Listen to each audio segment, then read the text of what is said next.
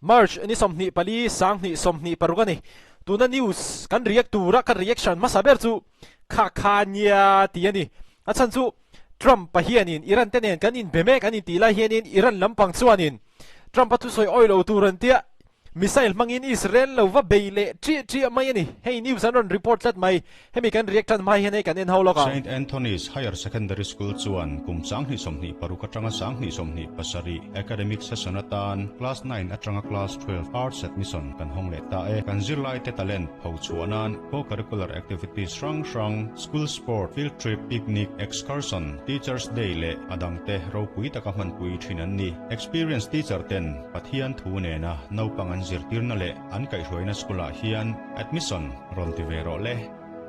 yes St Anthony's Higher Secondary School chaltang li liveng arts admission hey phone number an ron tala na hian lo han ti vero wo ole tuna chuanin kan react nang. Let's go. While President Trump talks of finding a negotiated peace with Iran, no one else in the war seems to be listening. Iran launched more missile attacks at Tel Aviv overnight, damaging a residential neighborhood. Several people were treated, mostly for minor injuries. Trump chuanin nge soi kan ti chuanin tuna hianin Iran tenen kan in beme kan ni antini news pakhatinaron report dam phei chuanin Pakistan he an lo thok thaviang rengkhop aniang palai na kan thok an tiani Pakistan lampang hian Iran le US inkara hian mo empo ni se khalampang kha chu oi tur nge oi lo tur ti kha ka soidon lowa ama ero chu Trump hian in Iran ne na in biak na kan nei mek tia atlang au puilai hian enge thleng kan ti chuan Iran lampang hian in nizan lama ni nan soya news in ron report amo nizan lama Iran lampang hian in missile mangin Tel Aviv Israel abeyani hi Iran sipai Iranian Revolutionary Guard Corps chuanin hetianga Trump hian soi ma se hetianga athu soi le thuleng vel hianin he kan indo na muna kan concentration na hi mil hlau tir don reng lawani kan tuma kan siang anti vetlat mai ni Iran sipai te chuan mo tat mai na tu zong e oi tur tu zong e oi lo tur information war avana sa em And the Iranian group firing the missiles, the Revolutionary Guard, dismissed Trump's claim of diplomatic progress. Kan in belawan tiani hey Iran sipai te ngai dana ni lo shrim chuanin Tel Aviv an ka pa I missile an ka pa chuanin mitam takin liaman turani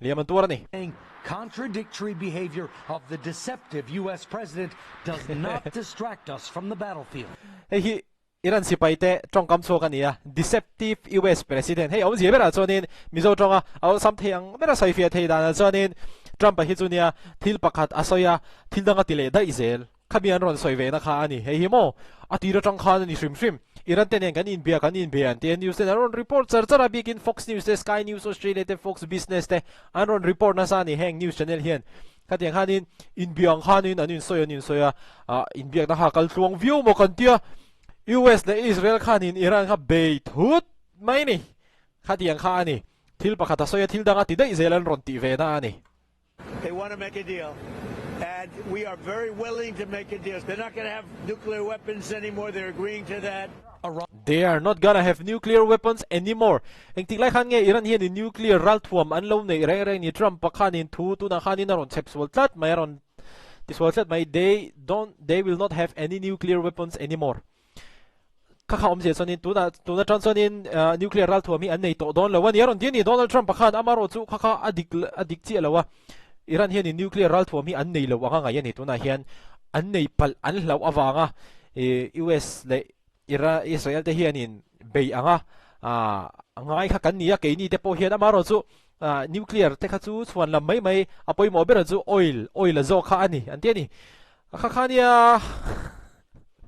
apoi tha kop mai Iran does not have nuclear weapons and denies seeking to develop them. U.S. and Israeli strikes against Iran haven't stopped either.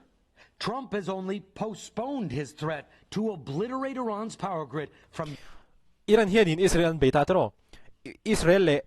US te po hian in hetianga Trump hian in kan in beme kan tila hian in US le Israel te po hian in Iran hi an be vereng thauti in news hian in report lat mai ne yesterday evening to the end of the week, unless Iran fully opens the Strait of Hormuz. Trump said he envisions an unusual arrangement with himself and Iran's leader jointly controlling the vital shipping lane for oil and gas. Trump du da na chuanin Strait of Hormuz kha ama le Iran an Supreme Leader te pahnih thun huaya omse adu ani hi Trump tu du da ni omani Be jointly controlled. By who? Maybe me. You want the United States to be Me and the Ayatollah, whoever the Ayatollah is. me and the Ayatollah kami kha Strait of Hormuz kha tu ke control lang tin an zo ta press meet chuanin Trump chuanin ke ma ni mai thei ke ma ni mai lom maybe me heti ni that mai na Israeli Prime Minister Netanyahu appears unmoved, saying President Trump believes there is a possibility of a deal, adding, at the same time, we are continuing to strike, both in Iran and in Lebanon. Oh, hey pawimawh Iran in warning an ron pe Prime Minister Netanyahu hi achan chu na hianin Israel hianin Lebanon a be pui thak ve mek ani Iran nampang chuanin civil mi te hi target to su in target le ni chuanin nasa takin kan missile manghian kan ron kapang chu tin Israel hi avoni Iran hian ti chuanin Benjamin Netanyahu hianin angai dana chuanin Trump hi support emema Trump hianin Iran nen hianin deal an siam thei turanga hianin angai ve tletani Against the Iranian-backed militia Hezbollah. Senior Israeli officials now openly talk about moving Israel's northern border further north into Lebanon. Israeli soldiers Israel's northern border further north. Hey himo Israel si paite hituna hianin Lebanon ramchunga hianin an luto anga ngayani hemi Lebanon chimlam hemi Israel te nena anin rin na lai vela hianin Israel si paite hi an luto anga ngayani ya chonin thil pakhat ka hril mai meng zewo media en film kuranga ise chu news channel tamtak chuanin Israel si paite na Lebanon na an valut hi news channel tamtak chuanin Hezbollah ho te ten Israel an ron lulo nan Israel si pai then khatte Lebanon na an valut tiang zong khanin moi hnai deuh khanin an chu dei mai ani amaro chu hei Iraq thil ti chu ni ta se Iraq hianin Lebanon arun Lebanon ramla katum mo Russia le Ukraine chungchanga te poni kha to za media te po hi en film khur hi ngai khop mai an thu chua du da Into Lebanon, Israeli soldiers are flooding in. Oh, hemi hi Lebanon ramchunga bridge pawimawh lutuk Israel in Israel ngai dana chuan Hezbollah ten an man tangkai lutuk an tia chu wa chuanin Israel ten an bom chiat sakani he bridge he lei pawimawh lutuk himo And the military is blowing up bridges to isolate the area. In addition to the hundreds of thousands of Lebanese people now displaced, many of them fearing they will never be able to return to their homes. tu hian he indo na awang hian Israel na Lebanon na be te Iran ina Israel a be te Israel US na Iran na be awang te heng awang hian mi tam tak hi an mani na po an om thei lawani khoi ange an nomang ti po a hriat lawa tin an mani ina khanin an le thei angem ti po kha engma achiang to lawani kha nia indo na hi chu a thalo mo le a tuar lo tu ren tuar na salu to ka mo a thin rim le alung oil lo atang na sa ho hi tian dokan ma an thua thun pek wa zat mo kai ni mi pui te bok khe ne tuar In the south, the Lebanese government says so far more than 1,000 people have been killed. Craig? Our chief foreign correspondent Richard Lebanon apo mi sang kha chuang an thi to nga report ani Force there in Israel. Richard, thank you. Hey, thanks for watching. And don't forget, hey thanks for watching kan lom hle ni ran te ni a khania thu tak lo kang Trump an Iran yan kan in be ati Iran chuanin kan in belo Trump te do helu tu khi oi turan ni lawan ron ti vel tat mai ni hetianga thua soya awang hianin he indo na muna kan concentration te kan thil ti tum te hi engma min ti boi phalo ti in Iran sipai te chon an ron soi ve ni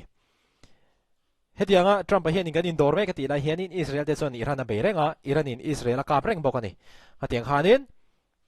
an in beiton reng tho chu wan chonin an in biak tak he ke chu ka ring chia lo Trump te lam hianin engma ni thil ti tum an nei